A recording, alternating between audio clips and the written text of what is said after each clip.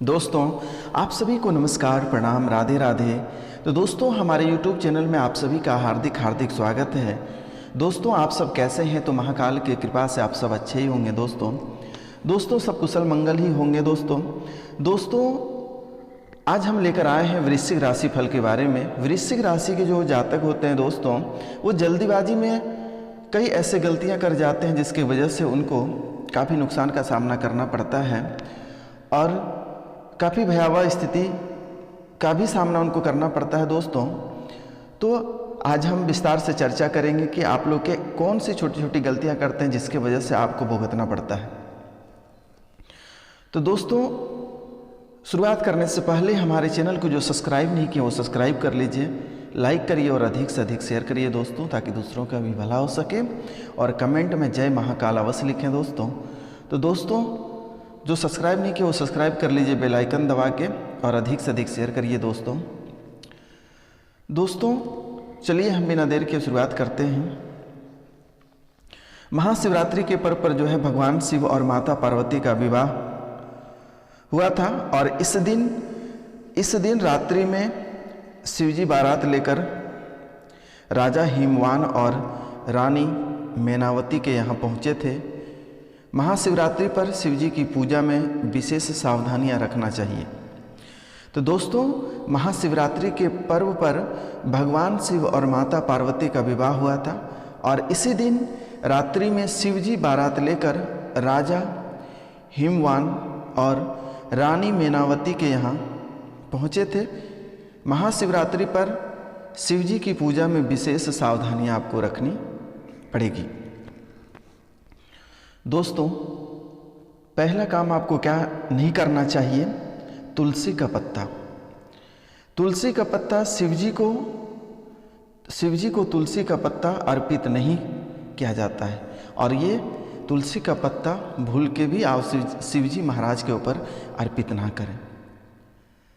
जलंधर नामक असुर की पत्नी वृंदावन के अंश से तुलसी का जन्म हुआ था, जिसे भगवान विष्णु ने पत्नी रूप में स्वीकार किया है, इसलिए तुलसी से शिवजी की पूजा नहीं होती है। तो दोस्तों, शिवजी को तुलसी का पत्ता अर्पित क्यों नहीं किया जाता है? क्योंकि जलंधर नामक असुर की पत्नी वृंदावन के अंश से तुलसी का जन्म हुआ था, जिसे भगवान विष्णु ने पत्नी के रूप में स्वीकार किया है, इसलिए तुलसी से शिवजी की पूजा नहीं की जाती है। दोस्तों, दूसरा है फूल।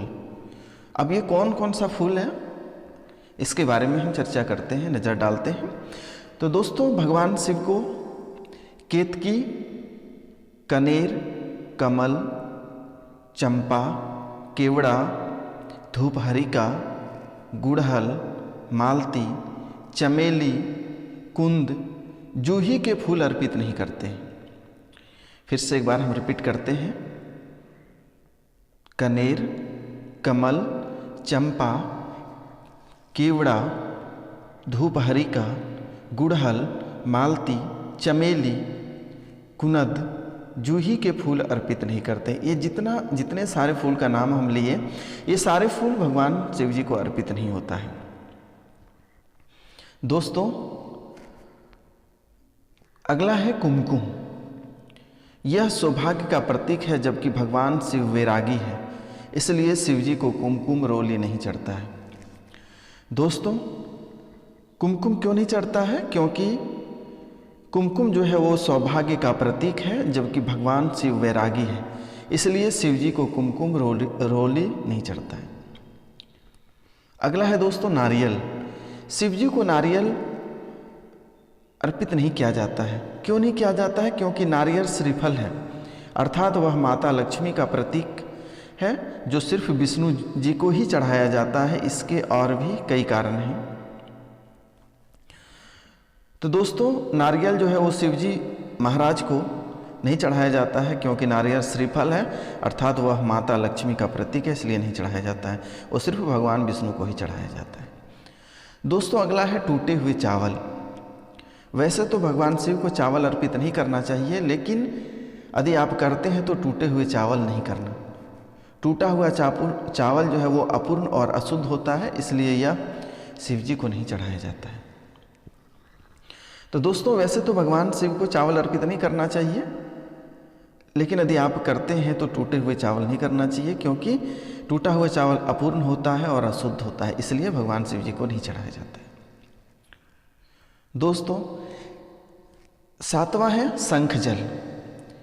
शिव जी को या शिवलिंग पर शंख में जल भरकर अर्पित नहीं करते, क्योंकि भगवान शिव ने शंखचूड़ नाम के असुर का वध किया था।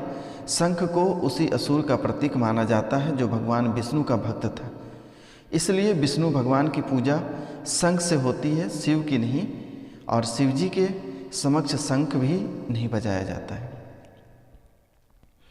दोस्तों शिव जी को या शिवलिंग पर शंख में भरकर जल नहीं अर्पित किया जाता है, क्योंकि भगवान शिव ने शंखचूड़ नामक असुर का वध किया था और शंख को उसी असुर का प्रतीक माना जाता है दोस्तों, जो भगवान विष्णु का भक्त था, इसलिए विष्णु भगवान की पूजा में ही सिर्फ शंख का प्रयोग किया जाता है, शिव जी की पूजा में नहीं। शिव जी के सामने शंख बजाया भी नहीं जाता है। तो दोस्तों 8वां है तिल। शिव जी पर तिल या तिल के बनी कोई भी चीज़ नहीं चढ़ाया जाता है। माना जाता है तिल की उत्पत्ति विष्णु जी के मेल से हुई थी। शिव जी पर तिल या तिल का तेल या तिल से बनी कोई भी सामग्री नहीं चढ़ाया जाता है, क्योंकि माना जाता है कि तिल की उत्पत्ति विष्णु जी के मेल से हुई थी, इसलिए भगवान शिव के ऊपर तिल नहीं चढ़ाया जाता है।